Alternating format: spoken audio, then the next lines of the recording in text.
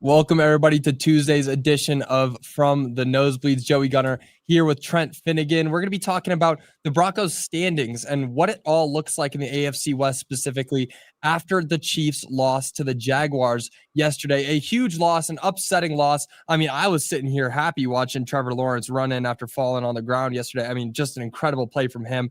And it meant a lot looking forward, about week 5 is when you can start to see where the division standings will end up looking like going forward. Like, you see certain teams that are just going to be doomed to be in the middle of the pack. You can see who's going to be falling behind. Of course, the Raiders, I don't see them making a push anytime soon at all. And you can see that in any division around the league. But the Broncos are in an interesting position because even if the Chiefs won yesterday, they would still have that tiebreaker over them. So we're looking at what could be a very tight AFC division standings towards the end of the season. And really, what are we looking for going into the future here? Where do you see it kind of ending up, Trent, as we look forward, especially with this loss that the Chiefs took yesterday? Well, I think it's interesting. The Chargers got off to that hot start. Justin Herbert was in the MVP conversations after they took down the Broncos on that last-second field goal. And out of nowhere, they've slumped. They just got handled pretty well by the Commanders this past weekend. So now they're back down to 3-2. Broncos are at 3-2. And even though the Chiefs are 2-3, it's still the Chiefs. It's still Patrick Mahomes. You can never count that team out. They're going to be in the picture in January, whether they're the 2 seed or the 7 seed. So, and then obviously you got the Raiders. They're the Raiders. What are we looking at here? I'm not seeing anything about the Raiders that scares me. Oh, Geno Smith. I'm so nervous. Nothing scary about them. But yeah, I think the big thing to look at is common opponent record right now. And the Broncos, I think the Eagles are going to stand out in that one because the AFC West plays the NFC East. And the Broncos beat the Eagles, obviously, on Sunday with that big comeback win. The Chiefs blew an opportunity to beat the Eagles at home early in the season. Now, the Chargers don't play them till late. They play them on a Monday night in early December. But if the Chargers end up losing to the Eagles, that's going to be one big tiebreaker that the Broncos have over those two in that common opponent record. So yeah, another thing to watch too is the Chargers. They're 3-0 in AFC West play. They started off with Raiders, Chiefs, Broncos, and the Broncos and the Chiefs, they've only played that one division game against the Chargers. So, and they're 0-1 in those. So they're going to have to catch up somewhere, make up some ground in that. So it's going to be a great race. I mean, we're only in week 5. And we got a great race. We got another couple months to see how it unfolds. But right now, I think all 3 of these teams get into the playoffs. So yeah, I mean, it's very possible. This is a very good division right now. I mean, those 3 teams, the Chargers, Broncos, and Chiefs, of course, they all have a chance to make the playoffs. And what we're seeing out of all 3 of them, they all look like real contending teams. And going back to that Eagles statement, yeah, that could be the biggest, matchup that stands out in this division because, the Chiefs already lost the Eagles. The Chargers, I mean, I don't really have anybody beating the Eagles, honestly. Like, the Eagles are a really good team. So the fact that the Broncos beat them puts the Broncos in a really good position to be able to take the division for themselves. And a good way to look at this moving forward is, okay, you got about 3 weeks until you're around midway. I know, week 9 is technically midway, but, week 8, you got 8 games. You're 8 games through the schedule. Where will the Broncos be? So the next 3 games for the Broncos, next week, of course, in London versus the Jets, and then you're at home versus the Giants, and then at home versus the Cowboys. So you're seeing 2 of those NFC East matchups within the next 3 weeks, and those could both very well be wins for the Broncos. I mean, you got the Giants at home, and the Giants have looked better under Jackson Dart rather than Russell Wilson. And I mean, I can't say I didn't see that one coming, but no Broncos fan saw that one coming. I mean, hey, and then you got the Cowboys, and the Cowboys at home. The Cowboys look much better than they have in recent years. And of course, they're the Cowboys. I mean, you can't really count on them to win when it matters. So if this is going to be a game that matters for both the Cowboys and the Broncos, I really do believe that the Broncos could go 3-0 in these next 3 weeks. And I didn't even talk about the Jets because maybe I should, and this could be a trap game, but I mean, can we start counting that as a W? Can we start putting that in the left side of the column there? I think we should, but London, weird things happen in those London games. They're always like 21-17. Some weird turnover is going to happen. But that Jets team, they're not good. That Jets team is not good. They're poorly coached. Justin Fields still can't throw the ball downfield if he's not within 3 touchdowns. Justin Fields, best stat of the weekend I saw, Justin Fields is 0-26 as a starter when the opponent scores 21 or more points. Wow. Broncos got to do is score 3 touchdowns, and the odds will be in their favor. So, but that the Broncos are head and shoulders above the Jets. It could get weird just because it's London. That's the only way I see that having an effect on the game, but they should win against the Jets. Giants, again, the first week with Jackson Dart, and they got the big win over the Chargers. Kind of good, feel-good story. But then they come back down to earth against Spencer Rattler and the Saints this past week. They looked a lot more normal. They had a lot of turnovers on the stretch in that game. Broncos defense should feast on the Giants. The Cowboys is who I'm really intrigued with because back in May when the schedule came out, you see Cowboys, you see the offseason, you see their pass, and you're like, oh, free win. Yeah. Dak Prescott is a bad man right now. He looks like a man on a mission. Out of his mind right now. And he might have CeeDee Lamb back for that game. He's been playing without him. George Pickens has looked great with him. And the main guy who's looked great for the Cowboys outside of Dak is Javonte Williams. Yeah. Found a new life there. I don't know what happened after his injury in Denver. Maybe he just needed that change of scenery. But you saw he had like a 60-yard run the other day. He's scoring touchdowns. So I really think that Cowboys game could be interesting. And it might turn into a shootout if the Cowboys find a way to attack Riley Moss and Alex Singleton like the Eagles did at times. The Broncos are going to have to put up a lot of points on offense on their end, and they're going to have to win that game in a shootout, I think. Yeah. And there were 2 things. First of all, I love seeing Javonte Williams in a place where he can succeed. I really do. I can't hate on that at all. As much as I dislike the Cowboys, I really do love the fact that Javonte Williams is out there balling out because really after the injury he sustained here, there was never a chance for him to, really get into a position where he could be the number 1 guy. Even now with the way the Broncos run game is, you found your 2 guys, you got JK and RJ. Javonte had no spot here. And it's great to see him go to a space where he can be the main guy. And I honestly love it. But another funny thing, and I was just looking this up as you were saying that, the Broncos have only, and you were talking about Justin Fields hasn't really won. He hasn't won at all when the opponent scores to over 21 points. The Broncos have only scored less than 21 points in 2 games this season, and both of them have been 20 points. So they scored 20 points against the Titans in a win, and then scored 20 against the Chargers in their loss. So, they're 2 points behind being at that 21 marker for every single game. So going into London, they could definitely score 21 points, and they could most likely blow out the Jets. I want to see it. I don't trust Justin Fields at all. There's no rain there, hopefully in London, for him to do that little slip and slide celebration. But, looking forward for the Broncos. Their next 3 weeks are good, but then you got to ground yourself a little bit because you got the next 3 games for the Chargers, and the next 3 games for the Chargers look easier than it does for the Broncos. You are at Dolphins next week, at home versus the Colts for the Chargers, and then at home versus the Vikings on Thursday night. How many wins are you seeing there for the Chargers in the next 3 weeks?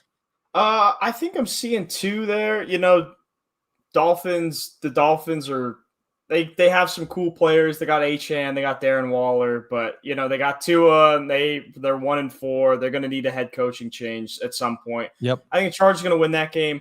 I think the Colts game could get a little interesting. As we've all seen, the Colts have been the big surprise this year. They've really shown out and proved a lot of people wrong.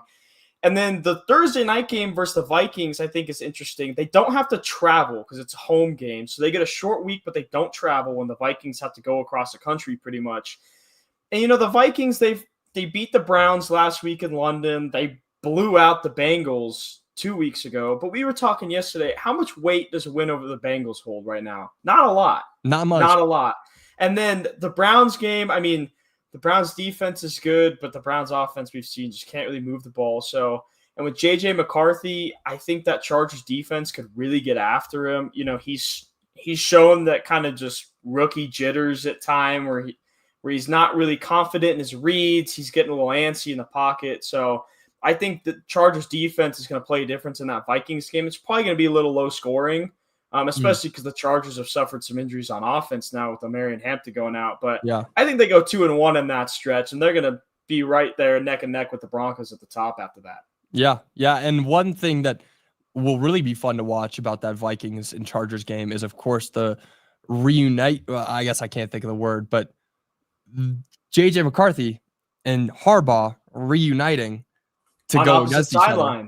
Yeah, that'll be fun to watch, and anything can happen in those moments. And I don't know if I've seen enough out of JJ McCarthy to really prove that he can go in to hostile territory, as hostile as LA might be. I don't really know if we can call that a hostile territory, but go there and then beat them. But we did see some crazy stuff in week 1 when he came back against the Bears. So maybe something can happen there. I do see them going 2-1 in those next 3 games as well. And then the Chiefs, of course, they're a game behind both the Broncos and the Chargers. But next week, it doesn't get any easier for them as they're at home versus the Lions. They got a home game, but the Lions are looking real solid right now. And then they're at home versus the Raiders, and then at home versus the Commanders on Monday Night Football. So you got 3 home games coming up, and a couple of them are really hard, and I won't even count the Raiders. I mean, we already know how that's going to end for the Chiefs and the Raiders. But what do you see them doing in the next 3 weeks? I see another 2-1 stretch. So, I think the Lions are a really good team. I think a lot of people wrote them off after week 1 when the Packers just blew them out, and everyone was like, whoa, Ben Johnson's gone. They don't have an offense, and they've just needed a week to find their stride. I do think that the Chiefs are going to be able to recover and win that game at home. They played a tough one against the Jaguars last night, but they're just so hard to beat in Arrowhead Stadium, especially in important games that matter. So I think that they're going to beat the Lions close from there. Raiders, fast forward. And then the Commanders, they'll have an extra day to prepare. That's a long week. They play on a Monday night. The Commanders have been a little interesting. They kind of seem like that team that fun story, rookie quarterback, overachieved last year. They won a lot of close one-score games last year. It doesn't seem like that same magic is quite there this year. Jaden Daniels is coming off that knee injury. And so who knows, because he's a mobile quarterback. And, you come back, you get medically cleared to play with a massive brace on. That doesn't mean you're 100% healthy. So maybe he'll be 100% by that game. Maybe he'll still be a little slow in the pocket moving around. But I think the Chiefs are going to come out with a victory just because they're at home in those 2 games against the Commanders and the Lions. And then obviously we said Raiders is skip. So I got Chiefs going 3-0 in that stretch. 3-0. Okay. So looking forward to week 8 or after 8 games, because I know there's a couple buys in there, I believe, but we're seeing the Broncos and the rest of the AFC West looking about the same through 8 games. I mean, we would see a similar record from all 3 teams. If we go Broncos go 2-1, maybe I do believe they can go out and win all 3 of these next 3 games.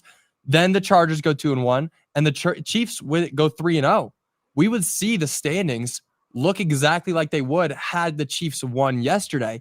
Now, thankfully they didn't, because if these predictions come true, then we would see the Broncos still second in the AFC West.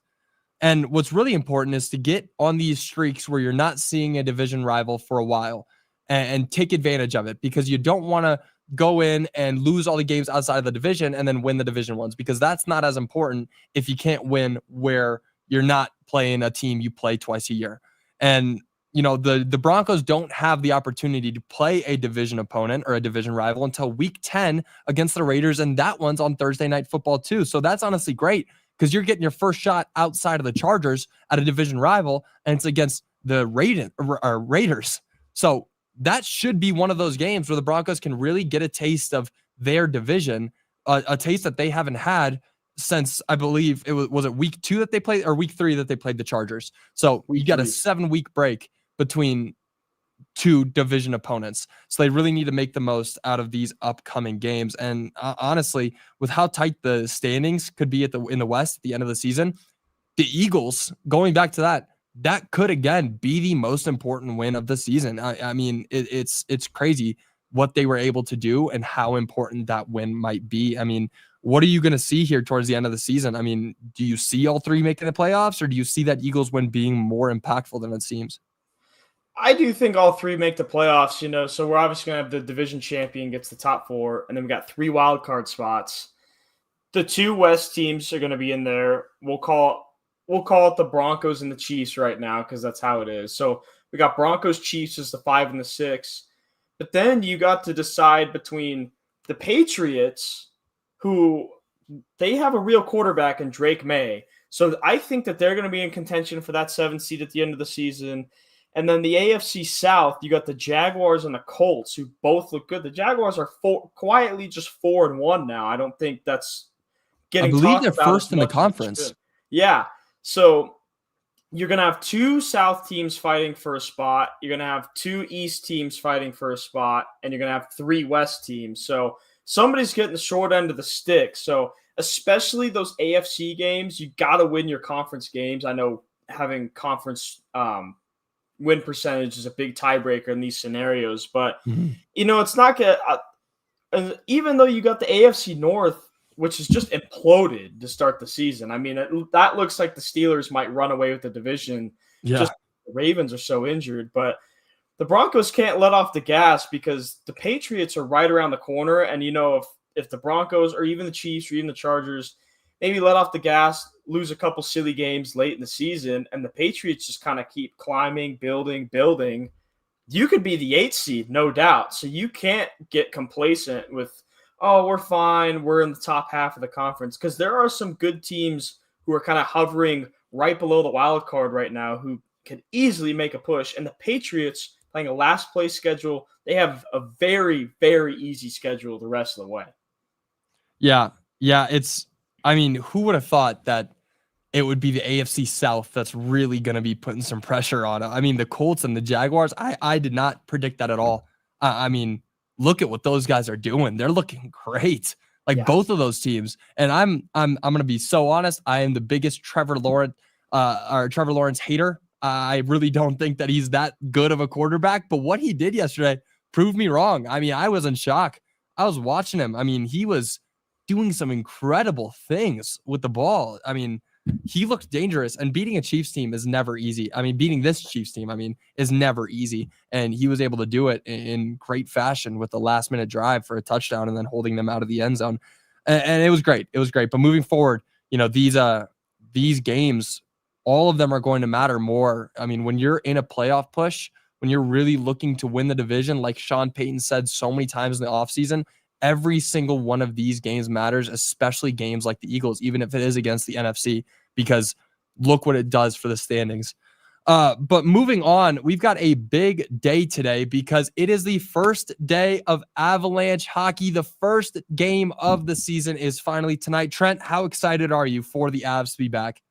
I'm so pumped. This team is so much fun to watch. You still got McCarr, you still got McKinnon. They might not have added as much talent in the offseason as people wanted them to after that tough first round loss. But this is still one of the 5 best teams in the National Hockey League. I just think that they're going to be right there contending for a cup, just like they have been this entire decade. And there's no better way to start it than in primetime against a good LA Kings team. That will be a solid test for them, I think. Yeah. And primetime might be a bit of a stretch because 8:30 p.m. is kind of that's a late primetime game. I'm going to be staying up a little late tonight. But yeah, going up against the Kings, you're on the road to begin the season. Just first and foremost, what's your prediction for the game? I think that they get a 3-2 win. The goalie situation's a little weird. Mackenzie Blackwood is still out, so they're probably going to go with Wedgwood tonight.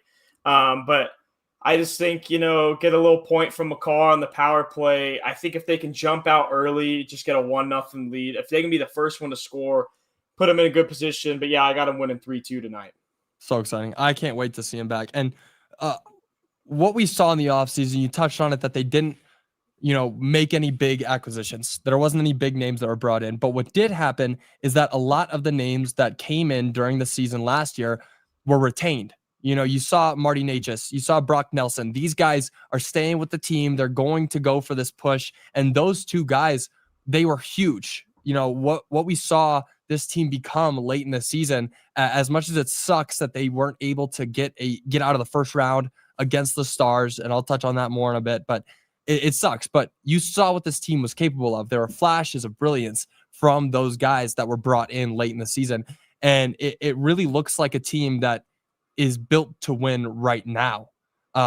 Because last season, you get a lot of these guys in, and mid-season acquisitions, mid-season trades, they're harder to, get acclimated to a team. You can't make these big signings and expect to go out right away and win the Stanley Cup. Now, last year, it would have been great to do so. You had a lot of faith that they could go out and win the Stanley Cup. But this year, with everybody looking comfortable with how great the offseason has been and the positivity surrounding this offseason, it looks like they're going for the Stanley Cup. Like, they really feel good about their chances to win this. And basically my question is, what are the chances? Do you see this team winning the Stanley Cup this year? It's going to be tough. They got to go up against Edmonton, who just re-signed McDavid on a super team-friendly contract. I cannot believe they pay him almost as much as Mikko Rantanen gets paid, or a little more than Mikko Rantanen gets paid, I should say. They got him for $12.5 million a year for a short-term deal. So you got to think about Edmonton. You got to think about Dallas. They lost 3 important forwards and an important top 4 defenseman, but they're still Dallas. They will find a way to take the Avs to at least 6 games in a postseason series, because of course they will. It's just going to be a bloodbath like it has been the last 2 years. And then you got to think about Vegas. Vegas maybe had a little bit of a quieter year last year. They're going to be without Alex Pietrangelo, who is going through a femur reconstruction rehab, which is insane to think that he's going to attempt to come back from that in the future. But they got Mitch Marner from Toronto, who's a phenomenal forward, one of the best talents in the league. So they're going to have to get through those teams. But I still think the Avalanche, I still think that on their best day, they are better than those 3 teams. And I love how you brought up continuity, just another offseason. It's kind of been the vibe from those new guys like Natchez and Nelson. We're like, okay, it was fun last year, but now we have a training camp to gel with these guys. Gabe Landeskog gets to play in the regular season this year. I mean, he was great in the playoffs last year, but they're like, all right, game 3, here you go. And he had a good impact, but maybe that affects his teammates because they don't, especially his new teammates, they don't exactly know how he's going to chase the puck, how he's going to attack on the rush, So I think just more continuity, but they have to play their best game, and they still have 2 good goaltenders. But that's where we've seen in the playoffs where they play great for 30 minutes, and then they just kind of just kick their feet back, lay back, and they let 3 goals go in the net and they lose a game. So that's my biggest concern, is not the talent, but the focus and the consistency. Because if that's what we saw in 2022, I'd argue, was the only year where they were consistent throughout the entire postseason run, and it netted a cup. But these other years, they've gotten lazy, they've gotten a little lackadaisical at times, and they've gotten bounced way earlier than they've wanted to. So I think that they can win the cup, but it's going to come down to coaching and if they can be consistent on the ice. Yeah. And how often are we talking about that, not only with the Avs, but I feel like any team in Denver where it's like, oh, they've got a big lead, they just kick their feet up. Like, how many times have we seen that from the Nuggets and the Broncos? It's a real Denver attitude that seems to be had, but it does feel different this season. If they can get out and stay, aggressive throughout all 3 periods, in every game going into the playoffs, and I really see them doing it. And of course, I cannot be higher on this goalie room. I mean, Georgiev and Annunen gone, bringing in Wedgwood and Blackwood, those guys. I mean, I said it all last year when Blackwood came in. This is the guy. I mean, if the Avs win the Stanley Cup, I'm getting a Blackwood jersey. I cannot be higher on the goalie room that they have. And it's just good to see that, every area you look at on this Avs team looks like a Stanley Cup winning, group. So going forward, should be a great game. Very excited to see them tonight.